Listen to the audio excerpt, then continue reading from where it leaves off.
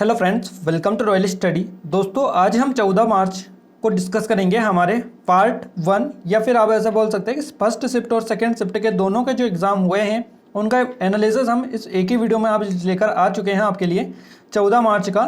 तो गाइज हमें सभी क्वेश्चंस मिल चुके हैं दोनों शिफ्टों के और आंसर भी हमें सभी के हमने निकाल लिए हैं। तो आपको पूरा यहाँ पर एनालिसिस बताएंगे दोनों शिफ्टों का। इस वीडियो को आप ध्यान से देखिएगा और इस वीडियो को पूरा देख लीजिएगा, आज का पूरा एनालिसिस आपको पता चल जाएगा। इसकी पीडीएफ से आप रिवीजन भी कर सकते हैं, जो कि आपको हम टेलीग्राम पर या एप्लीकेशन पर डाल देंगे, उनको आप ज्वाइन कर लीजिएगा। उनके लिंक हम आपको डिस्क्रिप्शन में दे चुके हैं। अब हम बिना टाइम वेस्ट किए स्टार्ट करते हैं आज के शानदार वीडियो को। देखिए, सबसे पहले हम बात करेंगे फर्स्ट शिफ्ट के ईवीएस की क्वेश्चन की और उसके बाद में हम सेकंड शिफ्ट के ईवीएस के क्वेश्चन कवर करेंगे। उसके बाद में फर्स्ट और सेकंड शिफ्ट के हर सब्जेक्ट के एक साथ कवर करेंगे। क्लियर है? तो आइए अब हम स्टार्ट करते हैं ईवीएस से। ईवीएस में फर्स्ट शिफ्ट में आपका क्वेश्चन बना है, मंगलयान किस वर्ष लॉन्च किया गया था? मंगलयान ये मंगलवार के दिन लॉन्च किया गया था, ये भी आप ध्यान रखिएगा। और 5 नवंबर 2013 को ये लॉन्च किया गया था। अगला क्वेश्चन बना है, अंतर्राष्ट्रीय क्रिकेट में सबसे ज़्यादा स्कोर करने वाले खिलाड़ी कौन है? इनका नाम है सचिन तेंदुलकर। नेक्स्ट क्वेश्चन है, केयर का पूरा नाम क्या है या फुल फॉर्म इसका पूछा था। Credit analysis and research, care का फुल फॉर्म है, ध्यान रखिएगा।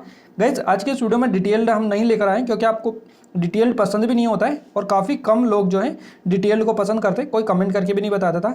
इसलिए हम जो है यहाँ पर ओनली क्वेश्चंस एंड आंसर सभी आपके लिए पूरी डिटेल के साथ लेकर आए हैं। अगला क्वेश्चन है, चीन की कौन सी नदी में बाढ़ आती है? देखिए, अभी हाल ही में कोई सी चीन की नदी थी जिसमें बाढ़ आई थी, इस तरह से क्वेश्चन था, बट वो ईयर जो है उन्हें याद नहीं रहा था, तो हमने यही मेंशन कर दिया। अब ये पीली नदी है गाइस, इसमें बाढ़ आती रहती है और इसी कारण इसको चीन का शोक भी कहा जाता है। नेक्स्ट क्वेश्चन है, रतौंधी किसकी कमी के कारण होता है? तो ये रतौंधी जो है ये विटामिन ए की कमी से होता है। अगर आपसे पूछे जाए कि विटामिन ए की कमी से कौन सी बीमारी होती है, कौन सा रोग होता है, तो ये रतौंधी ही होती है। नेक्स्ट क्वेश्चन बना है आपका कि द्वितीय श्रेणी का उपभोक्ता कौन है?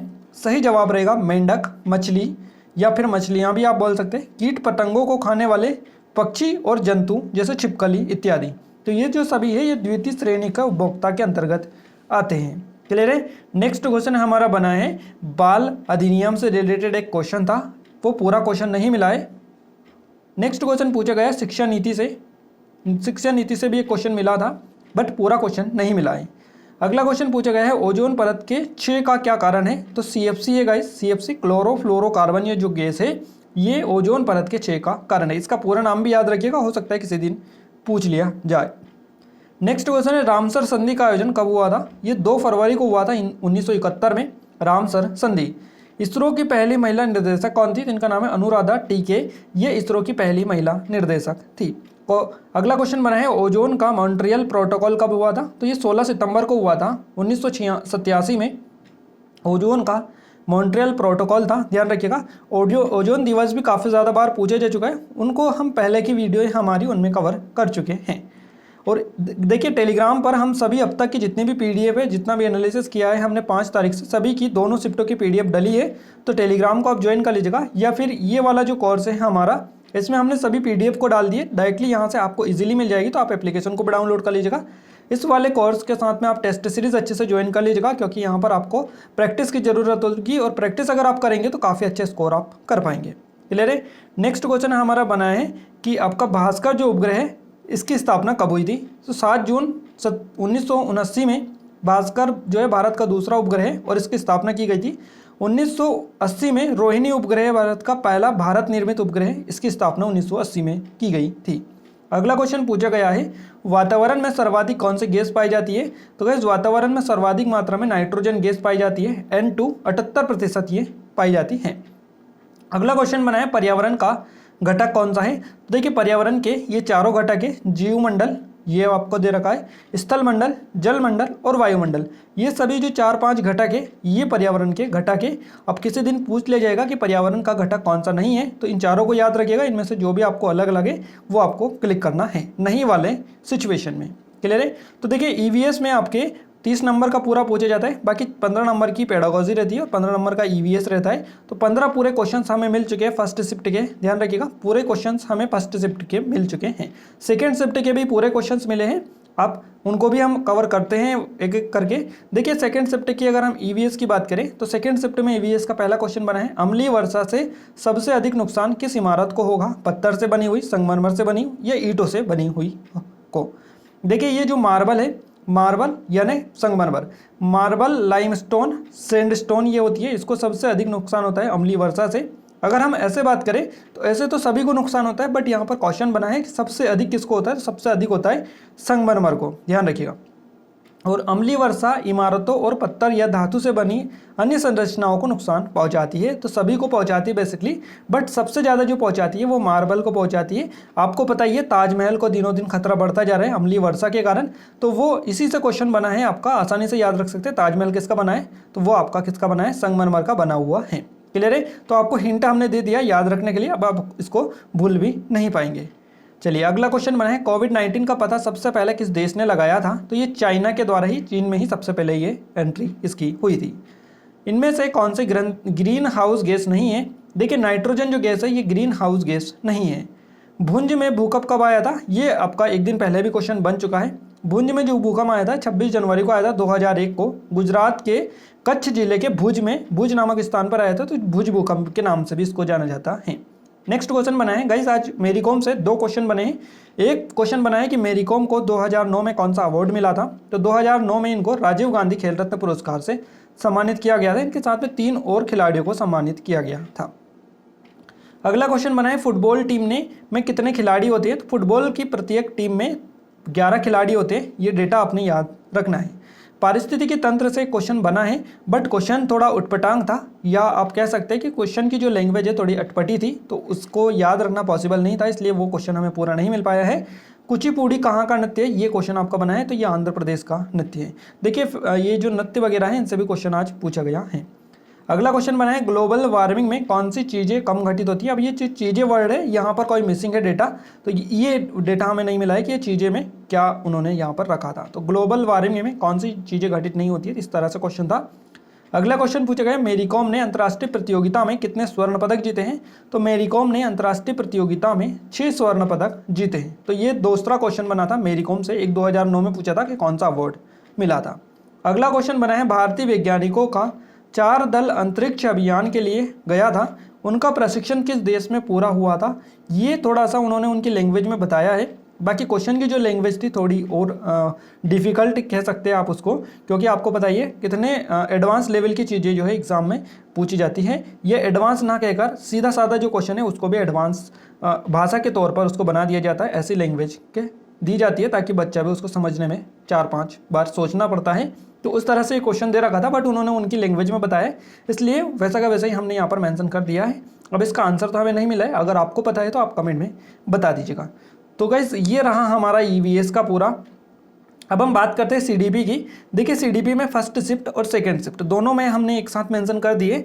फर्स्ट शिफ्ट में सीडीपी से क्वेश्चन बना है कि जीन पियाजे से क्वेश्चन बना है, सेकंड शिफ्ट में भी जीन पियाजे से क्वेश्चन पूछा गया है। फर्स्ट शिफ्ट में सिद्धांत से क्वेश्चन बना है, तो सेकंड शिफ्ट में भी सिद्धांत पूछे गए हैं। वैज्ञानिक फर्स्ट शिफ्ट में पूछा गया है, तो सेकंड शिफ्ट में भी वैज्ञानिक से क्वेश्चन बने हैं।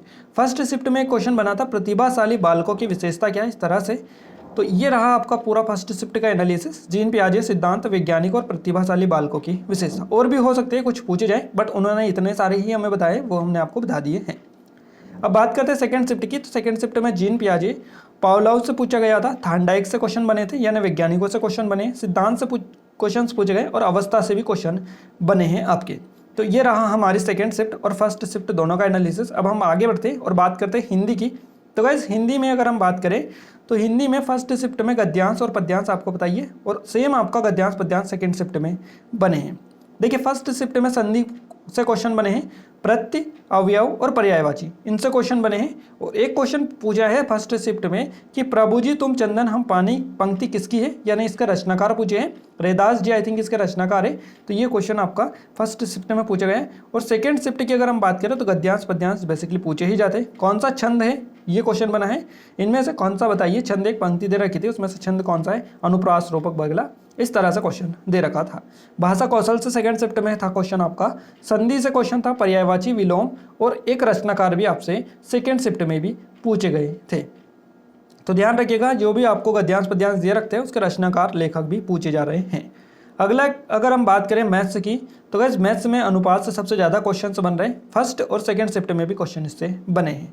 आयु से उसके बाद में दूसरे नंबर पर क्वेश्चंस बन रहे हैं। उसके बाद में अलजेब्रा से फर्स्ट शिफ्ट में क्वेश्चन बने हैं। समबाहु त्रिभुज, सरलीकरण, द्विघात समीकरण और बहुभुज, इनसे क्वेश्चन बने हैं आपकी कौन सी फर्स्ट शिफ्ट में। ध्यान रखिएगा, अनुपात, आयु, अलजेब्रा, समबाहु त्रिभुज, सरलीकरण, द्विघात समीकरण और बहुभुज से फर्स्ट शिफ्ट में क्वेश्चन बने हैं। अगर हम बात करें सेकंड शिफ्ट की, तो अगर सेकंड शिफ्ट में कोडिंग डिकोडिंग से क्वेश्चन बने हैं। ठीक है, ये रीजनिंग वाला चैप्टर है आपका कोडिंग डिकोडिंग, इससे क्वेश्चन सेकंड शिफ्ट में पूछा गया है। अनुपात से क्वेश्चन बना है, प्रतिशत से क्वेश्चन बना है, चिन्ह बदलने वाले, माइनस को प्लस में, प्लस को माइनस में बदला जाए तो आपका आंसर क्या होगा, इस तरह से क्वेश्चन था। समद्विबाहु त्रिभुज से क्वेश्चन था आपका। आयु से क्वेश्चन पूछे गए, सरलीकरण, सिंप्लीफिकेशन से और बोर्ड मार्क्स रूल। तो ये सभी टॉपिक आपके सेकंड शिफ्ट में पूछे गए हैं। अब हम बात करते हैं संस्कृत की।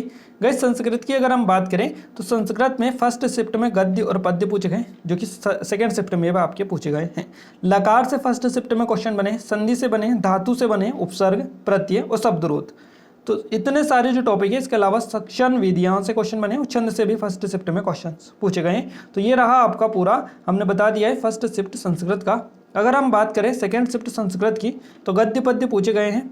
संधि विच्छेद आपसे 2-3 नंबर की पूछी गई है। विलोम शब्द से क्वेश्चन बने हैं, विभक्ति, संज्ञा, इतने सारे टॉपिक से आपके सेकंड शिफ्ट में क्वेश्चन बने हैं। हो सकता है और भी टॉपिक से बने हों, बट उन्होंने हमें इतना ही बता दिया जो कि हमने आपको पूरा बता दिया है। अगर आपका आगे आने वाले किसी भी दिन एग्जाम है तो आप हमने जो नंबर बताए हैं, अगर आपने अभी तक नोट डाउन नहीं किए तो ये नंबर नोट डाउन कर लीजिएगा।